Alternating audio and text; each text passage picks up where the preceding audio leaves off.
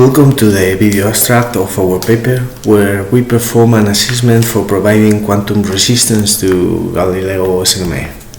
OSNMA is the first GNSS authenticated service. It provides authentication to the Galileo Open Service and would enable strategic applications like the new OSNMA tachographs. It relies on different cryptographic elements. The most important is the Tesla protocol that is used to authenticate the navigation data, and this Tesla protocol is bootstrapped using elliptic cube cryptography. However, the elliptic cube discrete logarithm problem will be vulnerable to quantum computing, so the whole system could be asked. The different elements are distributed in several parts of the navigation message. The MAC block contains the authentication tags that combine the Tesla keys with the navigation data, and when a Tesla keychain has been consumed, a new one is generated, and the Tesla root key is distributed in the HK root block, signed using elliptic cube cryptography. So an adversary will have two different opportunities to perform a spoofing attack. On the one hand, they could try to guess the Tesla keys, and in the other, they could try to generate a fake Tesla keychain if they can get the private key of the elliptic cube cryptography.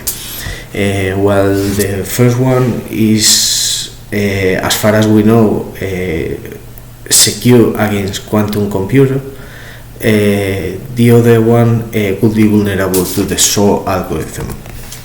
However, replacing the current schemes is not a trivial task, mainly because of the bandwidth limitations of the signaling space. Analyzing the NIST candidates for post-quantum cryptography standardization, even the lightest approach, that is Falcon, in its weakest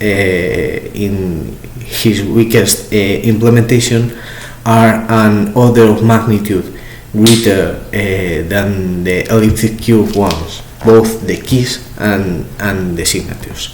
It's reflected in the navigation data distribution. The cryptographic material, as we saw in the previous slides, is distributed in the HK root, concretely in the DSM blocks, and these blocks are indexed using the DSM BID field.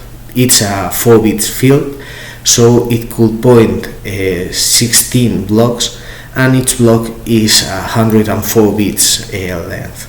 So while the elliptic cube material fits perfectly in this distribution,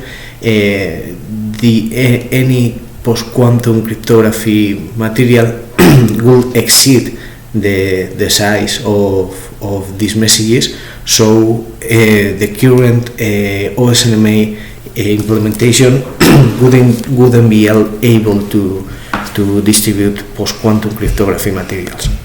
So we provide some approaches to take that.